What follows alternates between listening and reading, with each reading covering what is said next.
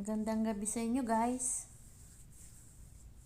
Si Inday, masakit ang mga binti. Sa mga OFW, yung parusa dito, akyat baba sa hagdan. Kahit na mapagod ka sana sa trabaho, kung hindi ka akyat baba sa hagdan. Kasi mas nakakapagod akyat baba. Paisa-isa pa yung iuutos sa'yo. Kaya namamagana yung aking mga ugat, may rayuma.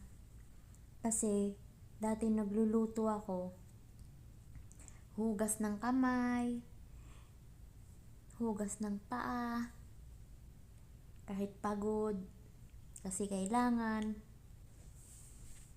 Tapos sarili mo lang magmamasahe. Pagdating sa gabi, kumikirot ang katawan, binti. Wala man pwedeng magmasahe. Pag may sakit ka, gawa ka ng paraan kasi magtatrabaho ka pa rin.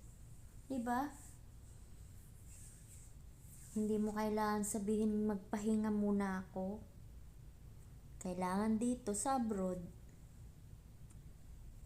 kumilos ka kahit may sakit ka.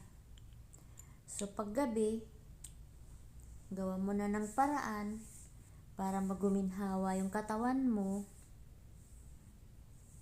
para hindi masyadong makirot at makatulog ka. Kasi kung makirot ang binti, hindi ka nga makakatulog.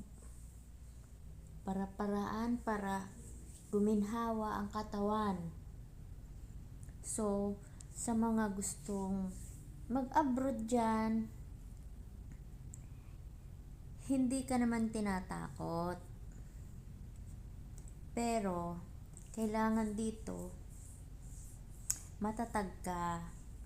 Kapag may sakit ka, babangon at babangon ka. Para sa pangarap, huwag kang bibigay, huwag kang susuko.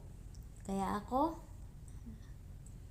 hanggang ngayon hindi pa sumusuko. Kahit gustong gusto ko nang umuwi, pero kailangan pa rin kasi may pangarap pa ako.